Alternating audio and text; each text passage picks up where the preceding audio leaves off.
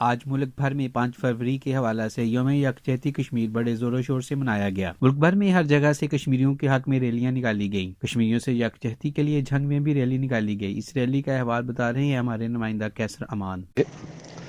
کشمیریوں سے اظہار یکجہتی کے لیے ریلی نکالی گئی، جس کی قیادت ملک ریاض امان اور قاسم رضوی نے کی۔ ریلی کلمہ چوک سے شروع ہو کر ایوب چوک میں دعا کے بعد اختتام پذیر۔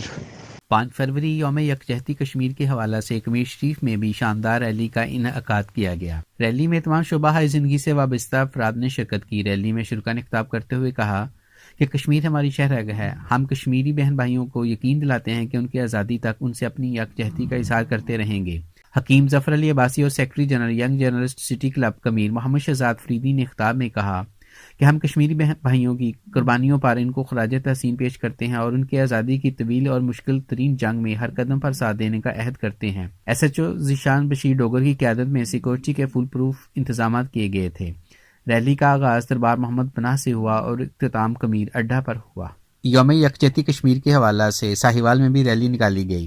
فہد کمیانہ کی رپورٹ کے مطابق یوم یکجہتی کشمیر پر ساہیوال میں ریلی اور سیمینار کا انعقاد ہوا۔ ڈپٹی کمشنر محمد اویس ملک نے ریلی کی قیادت کی۔ ریلی میں ڈی پی او صادق بلوچ، علماء کرام، اقلیتی نمائندوں اور سول سوسائٹیز کے لوگوں نے بھرپور شرکت کی۔